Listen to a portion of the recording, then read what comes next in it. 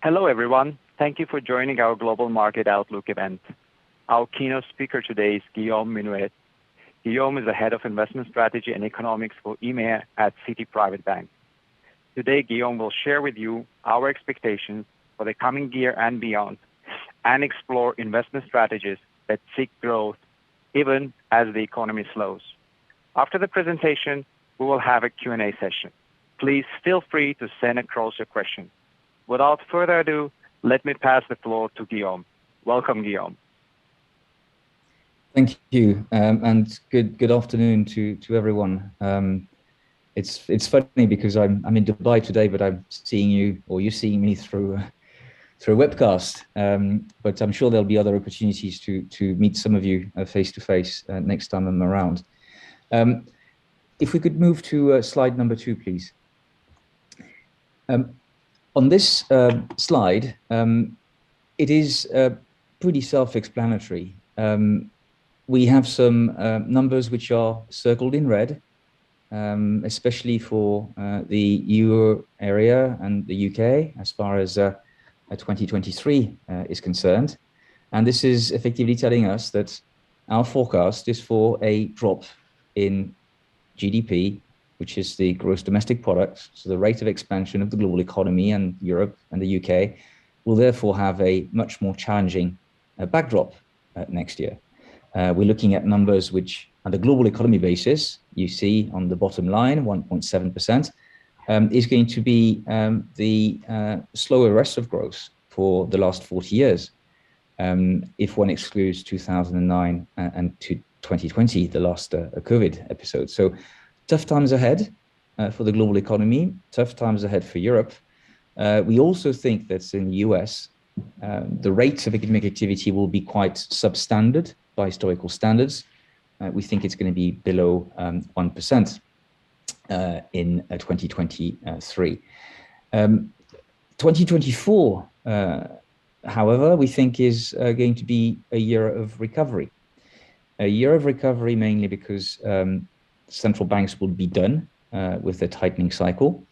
And we think that the profits challenge of 2023 will be unwound. And you can see on the right-hand side that we think that earnings estimates are certainly too high next year for the S&P 500. We would be very surprised if a current analyst forecast, which we estimate to be around 7%, a gain of 7% could be achieved next year.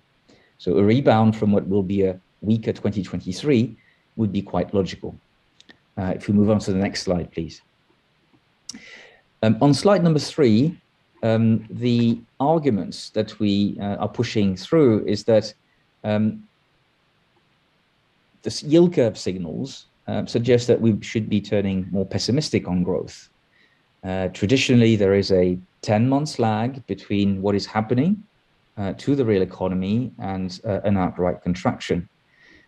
So yield curve inverts, the economy feels the pain of much higher interest rates, and normally the adjustment in terms of economic activity happens.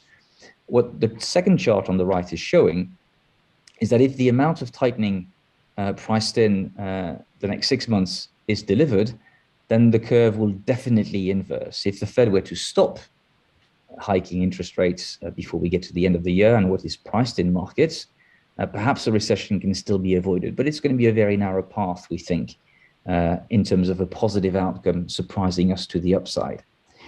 The final point of this slide is to argue that expectations are already quite bad, and recessionary events normally happen because there are surprises.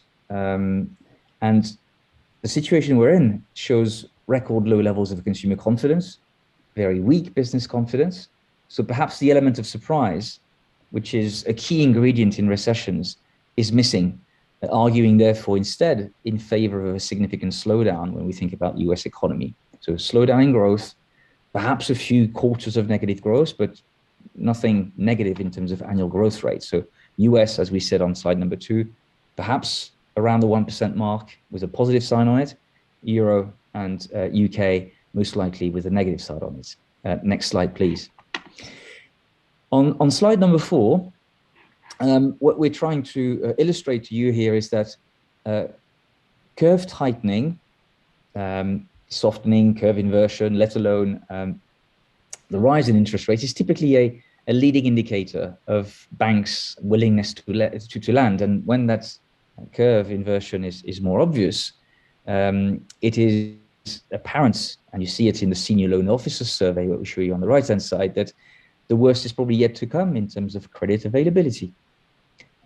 It's going to be harder to obtain credit in terms of volumes, but the covenants attached to bank loans or the credit standards that loans officers will want to impose are going to be slightly more onerous. The price will go up, quantities will go down. So this net tightening of loan standards for commercial, industrial loans, it certainly points to a tougher time ahead for businesses, with likely consequences, we think, in terms of investment as well as hiring intentions. If we move to slide 5, here it's all about the cyclicality of the economy and inventory cycles in particular. And we have seen a remarkable deterioration in the light blue line, which is nominal retail inventories, illustrated by this spike. And historically, increases of this magnitude have often preceded recessionary phases, and they've tended to be a harbinger of a clear decline in manufacturing and in trade activity. And we think that this time will be no exception. So when the stock of inventories is very high, and you have also a high level of US imports, that tends to have then negative consequences on the behavior of businesses. And this historically, on the right-hand side, coincides with a meaningful level of EPS contraction. So you can notice that the lines are going below zero. So it's going to be a year most likely of slower consumer spending growth, high inventories, and unmistakably a contraction in global trade. And cyclical profits will probably then correct on the way down before rebounding in 2024. If we go on to slide number 6, please. And on that slide, we are extending this analysis slightly to what we think is happening to the S&P 500, the global economy more broadly. It's going to be, therefore, a softer global trade backdrop. You will hear a lot of times people talk about deglobalization. I don't really subscribe to the theory of deglobalization, because I think that trade in nominal terms continues to increase, even if, you know, how you do trade, with whom you do trade, how frequently you do trade depends on some geopolitics sometimes. But it's going to be much slower growth, therefore, in firms' top line, possibly a contraction in areas where the domestic economy is under the most pressure from the cost of living problems that we're facing today. So the year-on-year change in the US index, the S&P 500, is already markedly negative. It's pointing to significant correlation between market returns and profits. And this means that if the market is right, activity should correct. So only a material recovery, I think, in equity prices between now and the start of next year would allow to have a more positive take on global trade. If equity markets continue to stay where they are, I think it's going to be signaling a challenge to the current level of global economic activity that we've seen. On slide 7, we are taking a look at labor markets and profits. And what we're saying today is beware of extrapolating current trends. And we label the stance, past performance is no guide to future results, which seems like a bit of a disclaimer, but we think is very, very accurate. And what we're trying to argue here is that beware of reading too much in what is a very tight labor market situation. And this is the message that perhaps came again from the US payrolls report last week. It showed continued job creation, but there was a rise in unemployment because more people are returning to the labor markets. Sure, there is a significant squeeze on real incomes. And if you think that inflation is going to stay high for a while, and if your income is not keeping up, then perhaps you want to supplement your income. And this is a reason why we think that there is typically zero lead time between periods of rising employment, as we are seeing today, and the onset of new recessions. The lower the labor market, the better the economy can weather the slowdown. But it's not because the labor market is very tight that you can avoid recessionary conditions.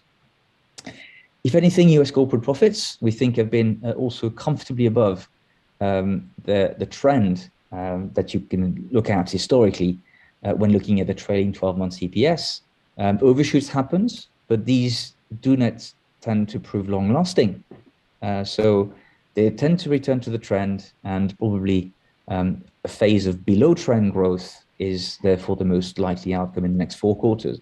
And if you go below trend growth, if you look at the 4-quarter change in this number, that will probably signal a contraction in profits.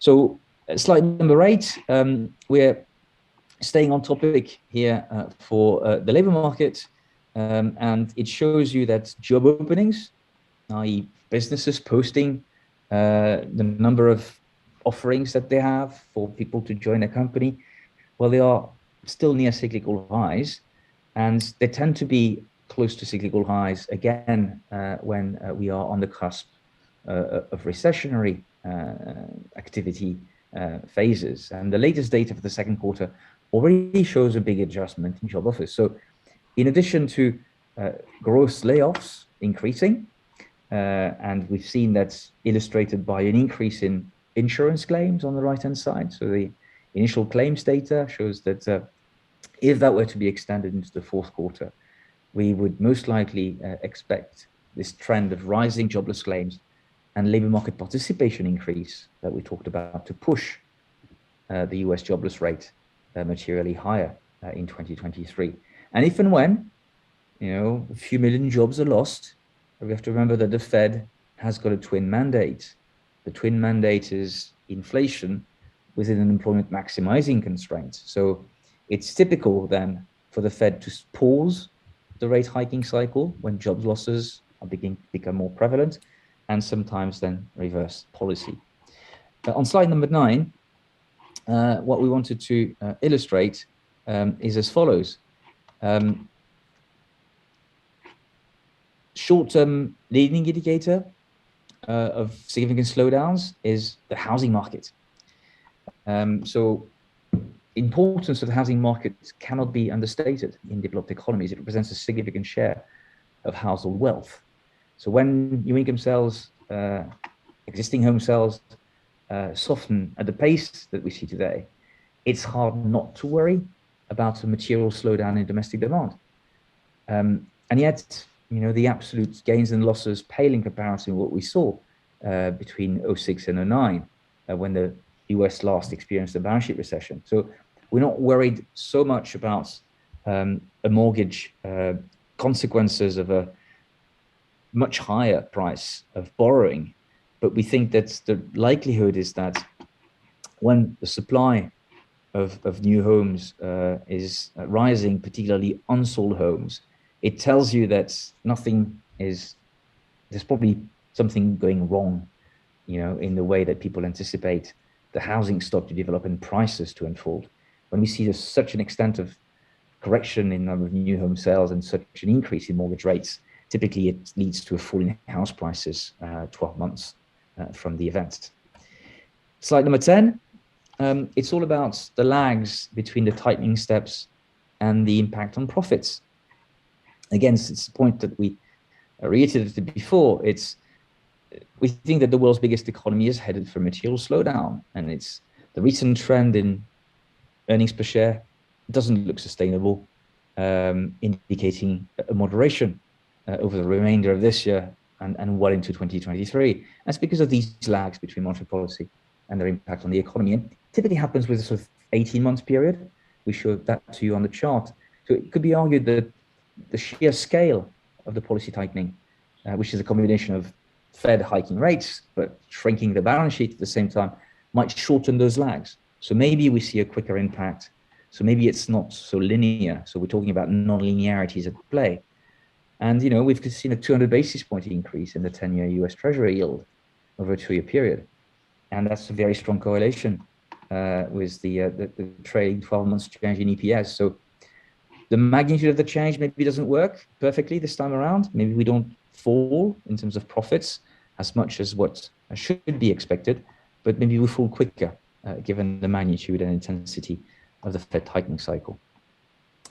On slide 11, again, it's pretty much the same thing. It's are the markets perhaps too pessimistic? And what we're trying to illustrate here is that markets have moved down a lot ahead of activity levels.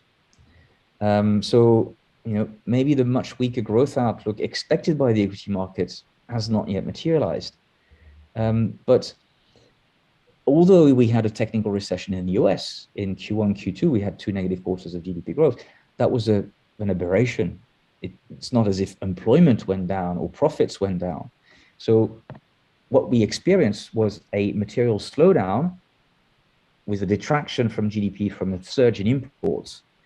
So it would be, I think, very premature and not very wise to think that Fed actions in terms of tightening aggressively have already created the little recession that we saw in the first half of this year. It was just too early for the monetary policy pass-through to affect the economy. So this is consistent with our quest for safety. We want to overweight our exposure to fixed income more broadly. We want to underweight our exposure to equities, especially in those most cyclical sectors, because we think that the worst is yet to come in terms of transmission channel of monetary policy into the economy. On slide 12, what do we recommend when these things happen? Well, generally, we say that it's a good time not to be overexposed to the equity market. So we've talked about quite a few things before, and I think it's tying in together. It is that if we have high inflation leading to demand destruction, and therefore a more cautious attitude by businesses, by households, contraction in orders, and therefore it's very logical to be on a quest for safety. You want to be overweight fixed income markets and underweighting exposure to the equity sector. On slide 13, we say, we've been pessimistic, but I think fairly realistic about what's going on and what could happen. What if things could go right? Well, we've talked about the bad outcomes. We now think that what if inflation were to fall more quickly than expected? What if we stay in a fairly still tight labor market situation going into year end? Well, that's going to be positive for domestic demand. It means that real wages are going to continue to go up a little bit, which is going to protect the domestic side of the economy. So we still perhaps have this narrow path to avoiding a recession, but I think it's getting narrower and narrower. And you saw the upside surprise in US CPI, the way the markets reacted, and therefore I think it is quite necessary to be cautious when we look at those sorts of events. CPI, slide 14, the core rate is up, which is logical because core inflation in the US is a lagging indicator. So the key to a more positive outcome for profits is requiring meaningful CPI downside surprises. And I think it might take some time before CPI inflation falls materially. By year end, for instance, we think that we might be back at 6.5%. So another 200 basis points also of headline inflation. Yes, good. But I think it's going to take quite a long while for inflation to fall back towards the sort of 3% level. And that we think is consistent with the Fed not being worried enough about the de-anchoring inflation expectations to introduce a pause in the rate hiking cycle. So all in, I'd say that given what's happening to core inflation and given what's happening to the price of energy, we should be seeing lower inflation prints going forward. But it's not going to be a rapid retreat because of what's happening to core services. And this is the point of slide 15. Inflation is falling today. Why? Because core goods inflation is retrenching. The global supply chain problems that we had in the past are effectively fading into the background. And when that happens, obviously it puts downward pressure on the price of those goods. So the core goods, light blue line, will probably turn negative, we think, during the course of 2023. And that's going to contribute to a lower headline print for inflation. But the irony is that because of the deterioration in housing affordability, i.e. it's much harder to buy houses in the US today because of the cost of mortgages and the price of housing. It's forcing more people to rent. And when there's a pressure on the rental market, it's pushing a big component of the US CPI higher. So will the Fed hike again? Absolutely. 75, we think that this is still the most likely outcome. And we are quite far away yet in terms of months from a potential Fed pivot. On slide number 16, we show you here that when markets are, let's say, volatile and that positioning tends to go one way, we can have bear market rallies. We can see significant gains and rebounds from the bottom. It doesn't mean that you're not going to retest the previous lows. These counter trend rallies can be quite powerful. So in the absence of a clear economic recovery, the outlook for cyclical industries, we think, remains very clouded unless the risk of recession were to fade into the background very soon and the Fed were to stop hiking interest rates tomorrow, let's say, right? So in this environment, it's very clear that you need to be cautious on the equity markets. We have a very strong bias towards equities with the most secure dividends. And when you look at the gap between the S&P 500 dividend aristocrats and the Russell 2000, it's probably going to be, I think, sustained in the foreseeable future. And this quality theme that we've been pushing for quite some time also applies to US fixed income, particularly the US investment grade bonds, where yields are already pricing in a meaningful tightening cycle. So moving on to slide 17, we show you here that this repricing has been phenomenal in terms of certain types of securities, very big in the US high yield sector, as you can see on the right-hand side, 8.1%. It's more than doubling since 31st of December 2021. We've seen an increase, a material increase across the curve and across the various asset classes that we list here. It's leading us to change our allocation. We're starting to say it makes quite a lot of sense today to buy quality fixed income because of this shift, this level change in the level of yields. And if you think about the 2-year US Treasury yield, I was checking it earlier on my Bloomberg, and I can't see it now because it's almost disappeared. Now I can get it back. The 2-year US is today at 3.84%. 3.84% is very attractive. It's not very different from much longer dated maturities that you see in terms of perhaps European sovereign debt, even sort of higher risk as part of the spectrum. So in a situation of curve inversion, having exposure to short and intermediate segments of the curve makes perfect sense to us if the softening which we expect in US GDP growth and the level of demand globally eventually leads to a fallback in inflation, bringing us perhaps closer to the point at which central bank tightening comes to an end. On slide 18, it's just a simple take on where you have a lot of balance sheet expansion. If the balance sheet expansion comes to an end and you lead into significant retrenchment, this will lead to a fall in central bank reserves. When the liquidity picture in markets deteriorates, which it is doing now, it is much more difficult on a change basis for the equity markets to rally. It makes those rallies quite fragile. And I think we need to see an end to this balance sheet shrinkage by the Fed, as well as an end of the tightening cycle at the short end to feel more confident about the outlook going forward. That's the story we think, therefore, for 2024. Slide number 19. Turning to our sort of recommendations with respect to asset allocation, we keep our overweight in intermediates as well as long duration US bonds. We're continuing to fill the short-term fixed income underweights that we had previously. We think that curve inversion can't last forever, and therefore the curve eventually has to re-steepen, probably driven by the short end. So that's one of these arguments of the bonds at the back theme that we are all fairly familiar with now. It's not all fixed income, of course, is equal in our assessment. For instance, we think that the high yield market is not the place to be at present. There could be a much lower appetite for fragile corporates with weak balance sheets. When the tide goes out, that's when you find the rocks in the sea, and those rocks are just not very attractive in terms of valuation. So issues ahead with over-leveraged companies whose funding cost is increasing materially, as we showed on the charts before.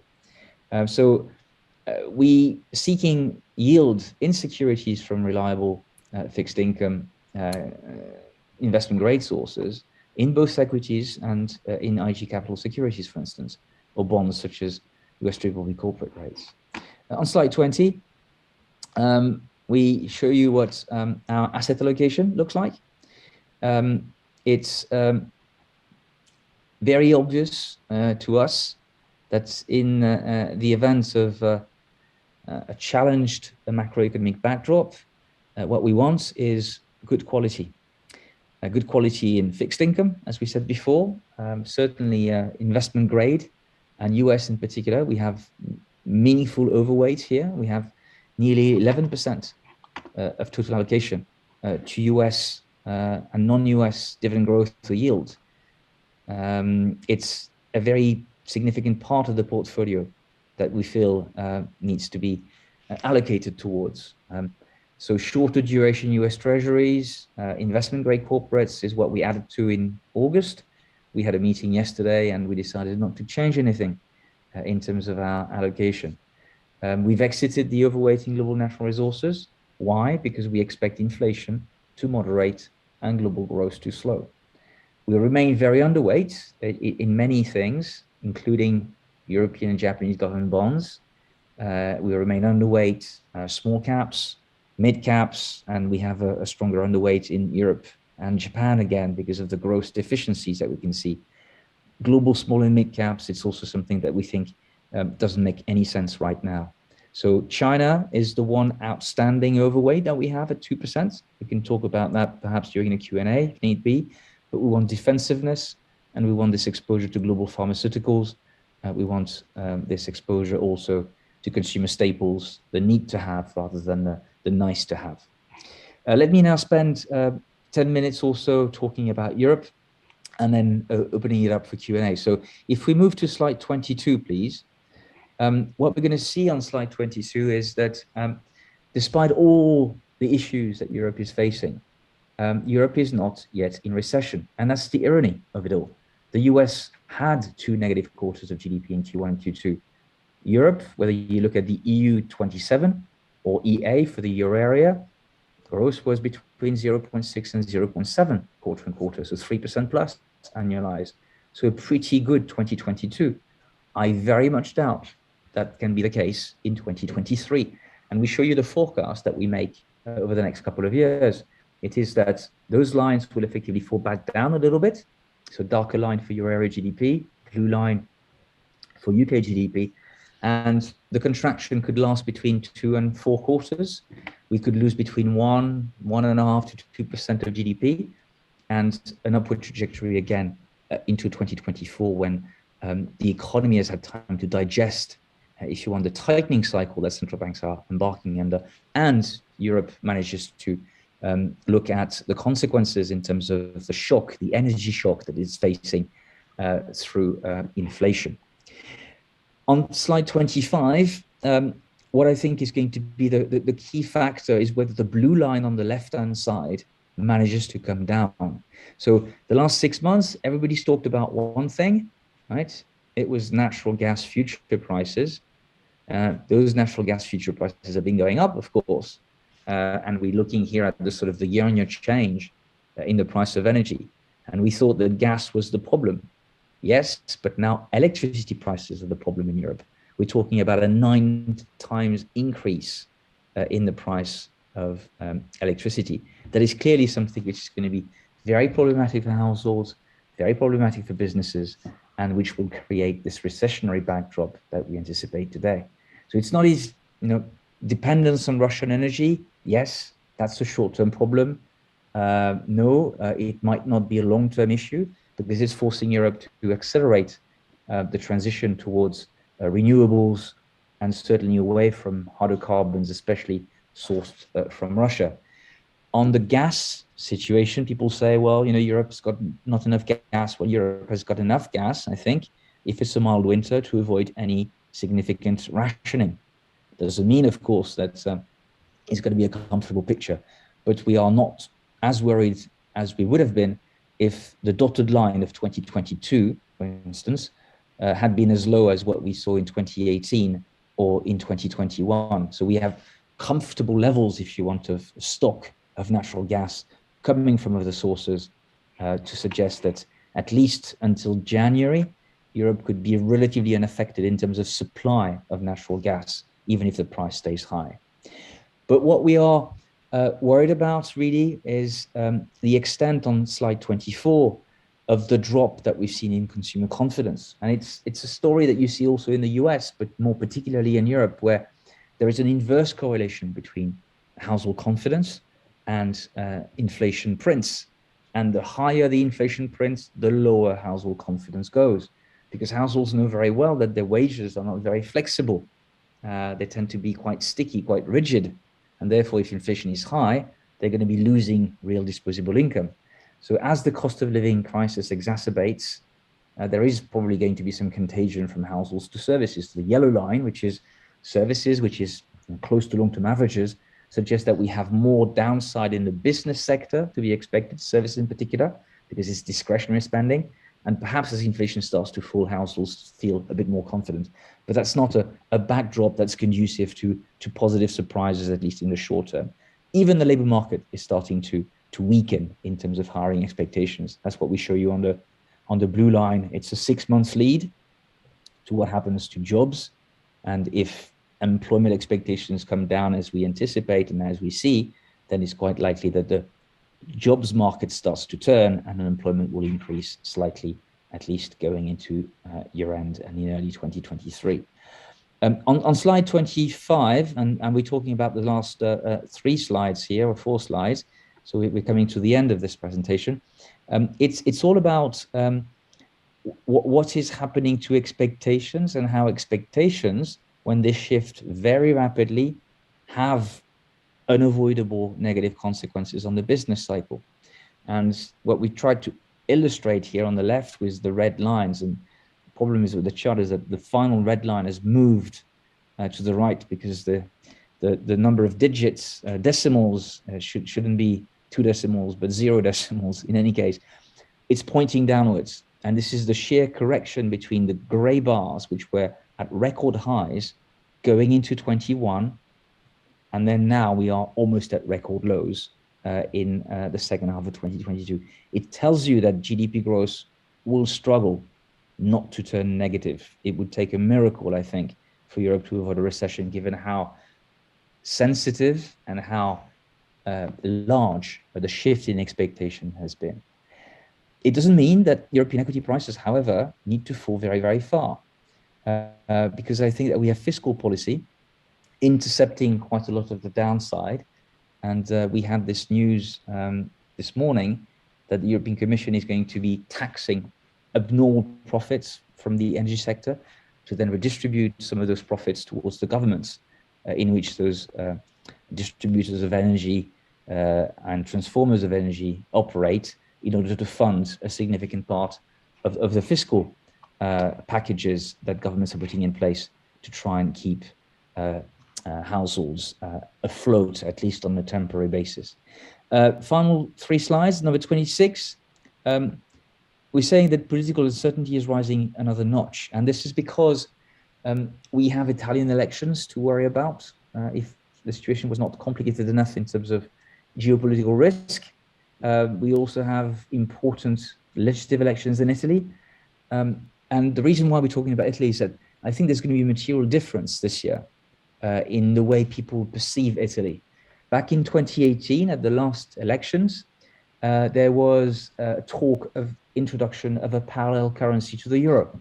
Italy was making noises as if the rules of the euro area was too difficult for them to live with. and it was putting to a lot of speculation on Italian debt, and it was also creating a lot of uncertainty in terms of the spread. Now is different because we've gone through COVID, and post-COVID, European governments have decided to try and, bridge the gap in terms of structural trend of growth between economies to foster and accelerate convergence. And it's money for reforms, which has been put on the table. And the good news is that Italy has been the biggest taker of zero money grants, i.e. free money from the EU, but also very heavily discounted government loans that they can effectively use to invest huge amounts into their economy through the capex, public and private partnerships that Italy needs to foster its GDP growth. So we're thinking that the spread looks probably contained. We've seen a widening, but I don't think political risk in Italy is that high because the new right-wing government, which is coming over in Italy, most likely at the end of this month, is now wanting to reform the EU from within, not wanting to let Italy reform itself from the outside. So I don't think that redenomination risk in the euro area is anywhere close to being realized, and therefore that we should be a bit more constructive on political risk, even if uncertainty itself is rising another notch. And the final point, of course, is that we have a new prime minister in the UK, which is trying, and she will try very hard, I think, to try and reverse what you see on the slide on the right, which is the fact that the blue line now has been well below the red line, i.e. the Conservatives would most likely lose the next general election. It might surprise some of you, but the Conservatives in the UK have been in power for 12 years. In 12 years, they've gone through 4 different prime ministers. And if there was to be confrontation between the UK and the EU on a post-Brexit arrangement, which is called the Northern Ireland Protocol, it will probably be, I think, a short-term negative for sterling, which continues to be, I think, buffeted by this rising political uncertainty, twin deficit situation, and a frosty, let's put it that way, relationship with the UK's biggest trading partner, which is the EU. Final slide is on 27. And what we're saying here is that we don't see any of the outcomes from central banks globally, but to continue to go big and to continue to be relatively short. So sharp and short seems to be the conclusion of the central bank's actions today. You can see that inflation is absolutely enormous by historical standards. We're talking both the UK and the EU, around 9% inflation rates, probably a 10% inflation rate as we go into the autumn. That is requiring a forceful action by the central banks, especially when you see that core inflation, which we show you in blue, which is excluding energy, excluding food, excluding alcohol and tobacco, is also rising. So they might be late, right, in terms of the total amount of rate hikes that they've done. But look at the Bank of England on the right-hand side. The Bank of England has already increased its policy rate 6 times since they started tightening. It is the most active central bank. Every meeting in the last 6 meetings, they've been hiking interest rates. Are they hiking enough? Probably not, in the sense that the blue dot, which is the absolute level of rates, is still at around 2% or slightly below. So they are below the US, they are below Australia, they are below Canada. And what do they have? A higher rate of inflation. So we think that both central banks will need to go and take rates beyond neutral, which is the long-run equilibrium where you balance demand and supply, you balance investment and savings, and perhaps hike as much as 2.5% in Europe and 4% in the UK. So from a currency standpoint, I think it means that we are probably close to the points of maximum weakness in euros and sterling. We don't think that the turnaround is imminent, but perhaps once we go towards the spring of next year, we'll see, I think, a peak in the dollar and therefore an improvement, let's say, in the valuation of currencies that look very, very cheap now on a multi-year basis. So it's almost quarter to 6. I realize that I've been speaking for a bit more than 40 minutes, and I think that's enough of me, at least in terms of presentation. I will now turn it back to our host for the day, who I'm sure you can ask questions to. I think that there is a platform for you to post your questions online. Please don't hesitate to do so, and I will do my best to answer them in a concise manner and as precisely as I can based on what I've been talking to you about today. So over to the Q&A part of the webcast. Thank you. Thank you, Guillaume. And yes, you're right. We already have many questions, and just wanted to inform our participants, and in case we run out of time, we will come back to you with answers in after the meeting in written form. But let me just start with the first one. To what extent weaker future earnings have been priced in this year's sell-off in the stock market? I'd say a fair part of a more challenging 2023 is probably embedded in the price. But what worries me about equity market valuations at this stage is that the consensus expectations from the analyst community, the people who work for investment banks or research companies, and they're very close to the corporate sector, their guidance for profits next year is plus 7%. So we are probably at a period of significant disconnect between what the markets are telling you, which is there should be a challenge to profits, and really getting much closer to that profits downgrades being realized. So a retest of the lows that we've seen this year is quite possible, quite likely. And I showed you before in the presentation those trajectories for EPS. It's upward sloping, but it tends to be sinusoidal. It goes up and down around a trend. And we are currently in the period of overshoots. If the global economy was about to reaccelerate, I would say to you that yes, maybe the overshoot can last a bit longer. But we are at a period in the economic cycle, and certainly monetary policy cycle, where central banks are trying to break the pace of the economy aggressively. And when that happens, and the transition from action to economic reality takes a bit of time. So I would be surprised if we don't go through more episodes where not only is the realization that hiring is not what people thought it would be, because the cost of living crisis is changing the profitability metrics of the global economy. Businesses themselves face more uncertainty about their investment programs because they're looking at much higher cost of borrowing, whether they are issuing corporate bonds or whether they're going to their bank in order to get funding.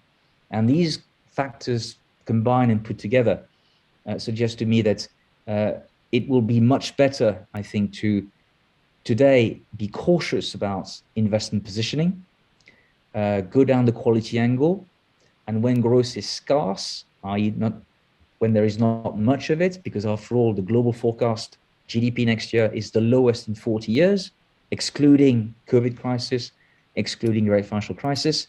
I think I'd be much more comfortable moving towards a less cautiously bearish view in 2023 once we've navigated the difficult winter that's ahead of us, and then expect the global economy to be more cyclically positive once the profit readjustment has materialized.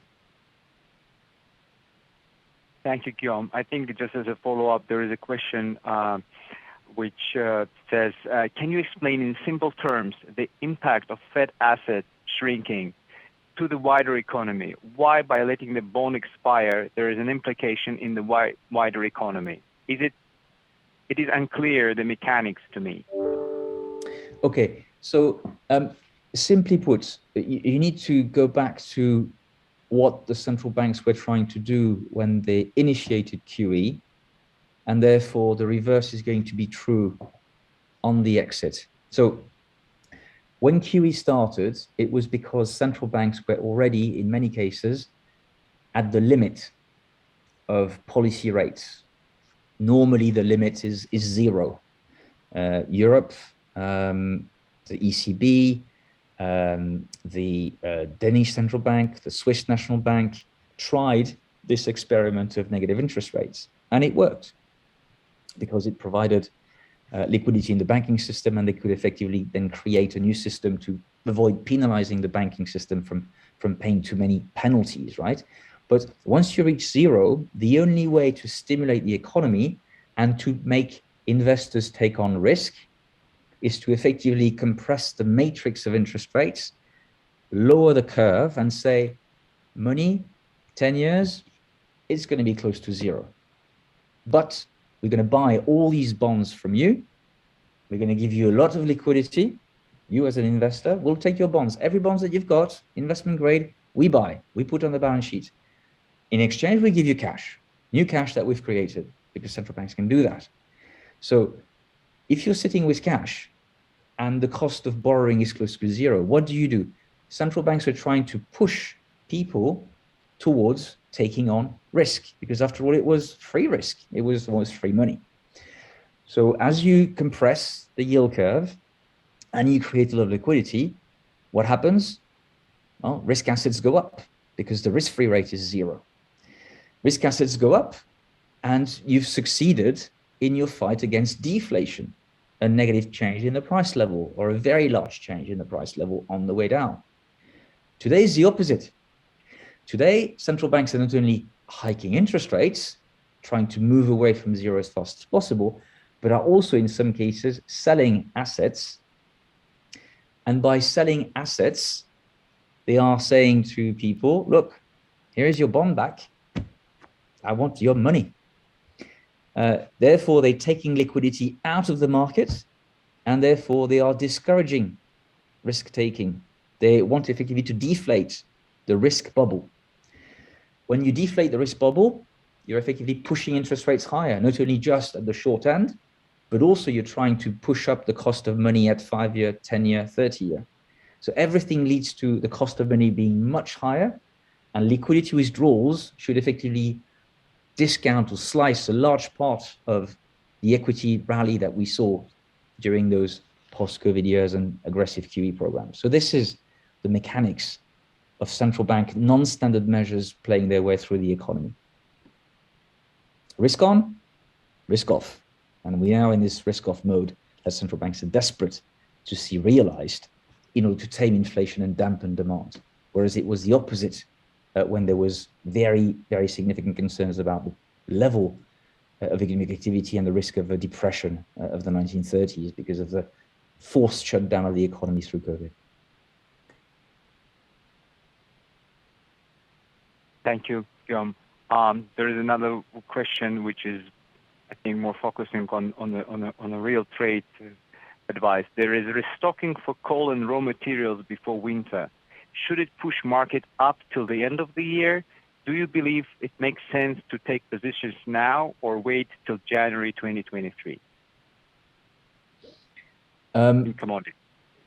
In commodities, there's restocking of the stuff that's available, and it's necessary to effectively provide power and energy to the businesses that need it, to the households that need it. It's not because there is restocking of something that it means that economic activity is going to be going up, because I think it is it's a necessity. Not having it would be deflationary, because it would create significant problems in terms of supply side of the economy and demand itself. If you can't have the natural resource needed to power your plants, to heat your home, etc., that's not positive for outputs. It means that factories are struggling to produce goods. It means that businesses are struggling to sell services.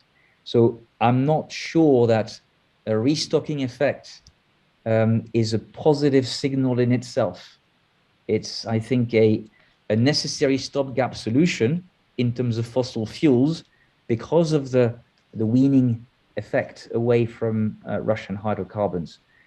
For me, exposure to Europe in terms of putting a risk on will make a lot more sense economically once we've seen the consequences of winter. If it's a mild winter, maybe we get indications early, because by then you've got, weather patterns that emerge, and unless the the world, goes upside down. Sometimes some weather flows can be quite predictable at 2 or 3 months. So far, the prognosis seems to be that it's going to be a relatively mild winter. If so, Europe is probably overstocked with natural gas, overstocked with commodities. Does it negate the tightening cycle which is coming through because of central bank action? No.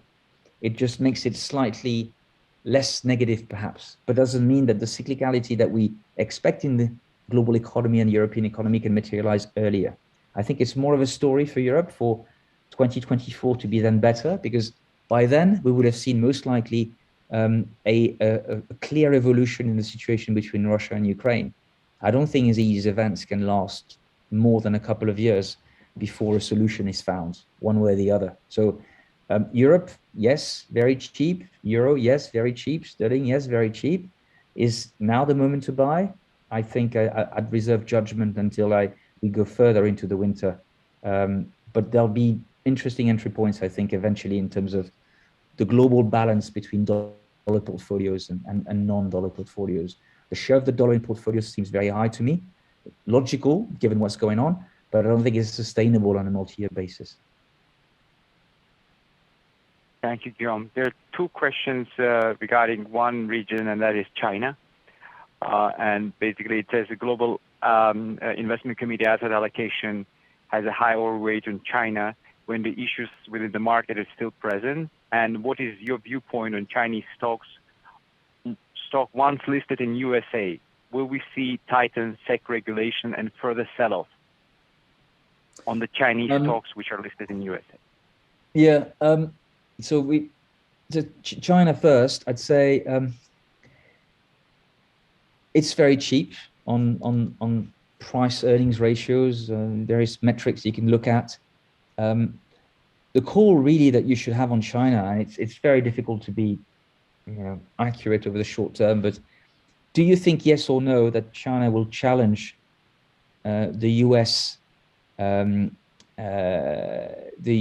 economy for global supremacy, or at least become as big as the US economy in total GDP terms? Yes, most likely, I think, is the call that any reasonable person would have, given the policy objectives and given the population numbers that you see there. Even if population is shrinking, standards of living are rising in China. So eventually, I think investing in China should be done on the basis of, because of the increase in the cost base, China will not be forever the factory of the world. It's going to be too costly for low quality products to continue to operate in China. There'll be other places where comparative advantage will make investments there more attractive. But I would buy the domestic demand recovery story and standards of living story that China will need to go through as it develops to be more of a developed market economy than an EM economy. More healthcare, more spending on services. And the authorities in China are probably going to have to go and drop the zero COVID policy. I'd be surprised if it's not by the spring of next year, when the priority will become to increase the standard of living. Today, it doesn't make any sense for China to stimulate very aggressively. The labor market is what it is, but the housing market problems are still there. They can do more. They have the financial resources to do more. But I think they'll push the economy towards a higher GDP growth rate when that standard of living question becomes more important to them. So anything which has got to do with domestic demand increases in China, because after all, there is a good, I think, story to be told over the many years. On the question of whether the US will try to penalize those Chinese companies listed on US stock exchanges, if those companies disclose what is required of them, there is no reason for China, I think, not to play by the rules that the US wants to impose. These are not, I think, long-term competitors to US model. And I don't think that China today is in a position in terms of GDP growth to be able to go into another sort of confrontation with the US on economics at this particular point in time. Priority is stability. Growth is weak enough, I think, for the Chinese authorities to try and prop up the GDP metrics as much as possible. And they will want, I think, to avoid an economic confrontation in this particular period of vulnerability. What happened in Ukraine, I think, is very important in the national psyche, especially when you look at Taiwan. There is enough geopolitical risk around the world today for them not to be, I think, wanting to stir the problem any further.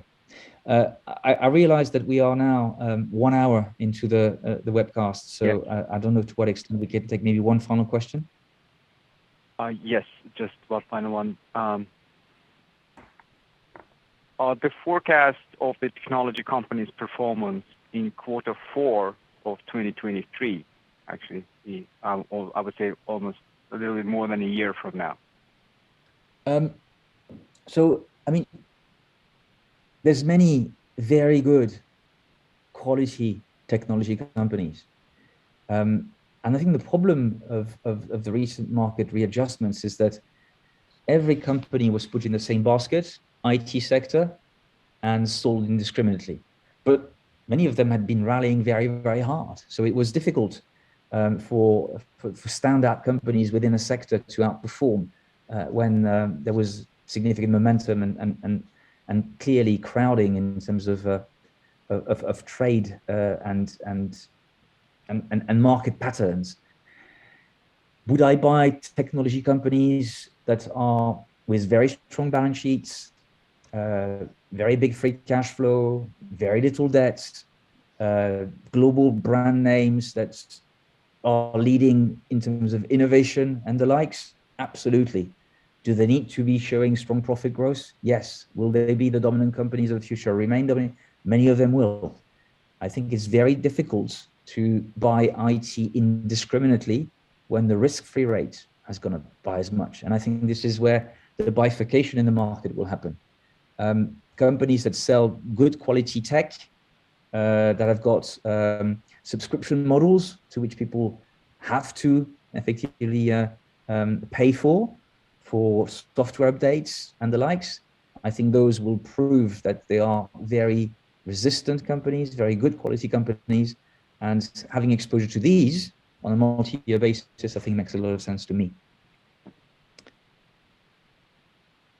Thank you, Guillaume, and thank you for this insightful presentation. As always, I learn a lot from these presentations of yours, and I hope clients also have enjoyed it. And thank you all for participants for attending this webinar. And, hope to see you soon.